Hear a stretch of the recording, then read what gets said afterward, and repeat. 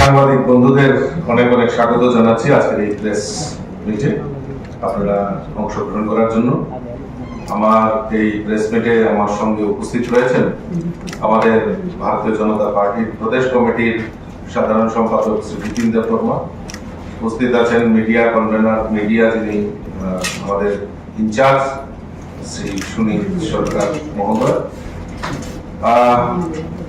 আপনাদের এখানে আহ্বান করার মূল উদ্দেশ্য হলো যে আপনারা আমাদের রাজ্যে গতকালকে মাননীয় মুখ্যমন্ত্রী এক ঐতিহাসিক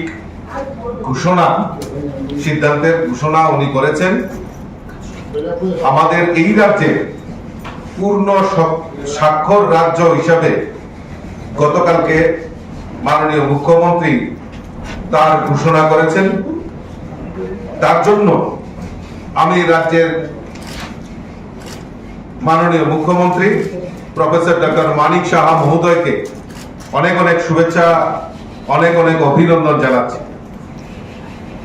আপনারা জানেন যে মিজোরাম, গোয়া এবং তৎসঙ্গে এই ত্রিপুরায়ও পূর্ণ সাক্ষরতার মর্যাদায় ভূষিত হয়েছে। আমাদের সরকার যে বদ্ধপরিকর এবং এই পূর্ণ সাক্ষরতার জন্য 2022 সালের 1 আগস্ট থেকে এই কর্মসূচি নেওয়া হয়েছিল। উল্লাস নবভারত সাক্ষরতা কার্যক্রম সেটা চালু হয়েছিল। এই কর্মসূচিতে 15 বছর বা তার চতুর্থ বয়সের অস্বাক্ষর নাগরিকদের মৌলিক সাক্ষরতা, সংখ্যাতত্ত্ব এবং জীবন দক্ষতা প্রদান করার লক্ষ্যে এই শক্তিশালী উদ্যোগ নেওয়া হয়েছিল, যার ফলে আমরা সেই ঐতিহাসিক যে আমাদের সাক্ষরতা, পূর্ণ সাক্ষরতা রাজ্য হিসাবে পরিগণিত হয়েছে। তার জন্য আবারও আমি আপনাদের মাধ্যমে আমাদের রাজ্যের মাননীয় মুখ্যমন্ত্রীকে অসংখ্য ধন্যবাদ জানাচ্ছি। তার পাশাপাশি আমাদের দেশের যশস্বী প্রধানমন্ত্রী নরেন্দ্র মোদীজির যে সংকল্প, যে বিকশিত ভারত এবং তৎসঙ্গে বিকশিত ত্রিপুরা, সেই লক্ষ্যমাত্রাকে অর্জন রেখে আমাদের এই ত্রিপুরা উত্তর পূর্বাঞ্চলকেও যেভাবে উনি সহযোগিতার হাত বাড়িয়ে দিয়েছেন, তার জন্য আমি মুখ্যমন্ত্রীর পাশাপাশি আমাদের দেশের যশস্বী প্রধানমন্ত্রী নরেন্দ্র মোদীজিকেও আমি অসংখ্য অসংখ্য ধন্যবাদ জানাচ্ছি।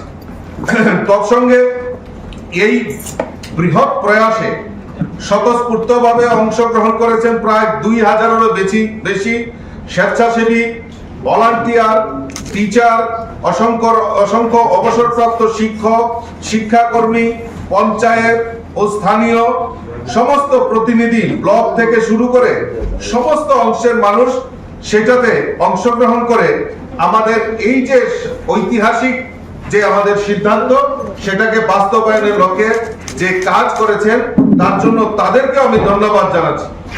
সর্বপরিসরে আমি আমাদের আপামর জনসাধারণ যারা এই রাজ্য সরকারের এই ঐতিহাসিক সিদ্ধান্তকে বাস্তবায়নের লক্ষ্যে যারা কাজ করেছেন, সহযোগিতা করেছেন, আমি তাদেরকেও, আপামর জনসাধারণকেও আমি অসংখ্য ধন্যবাদ জানাচ্ছি।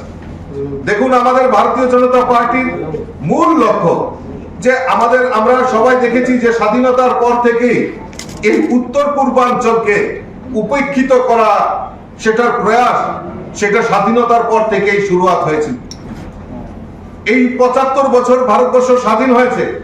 দীর্ঘ সময় এই কংগ্রেসীরা দেশকে শাসন ক্ষমতায় ছিল, কিন্তু এই দেশের প্রধানমন্ত্রীরা উত্তর পূর্বাঞ্চলে জওহরলাল নেহেরু থেকে শুরু করে ইন্দিরা গান্ধী, রাজীব গান্ধীরা এই দেশকে একটা অধিকাংশ সময় এই দেশকে শাসন করেছে।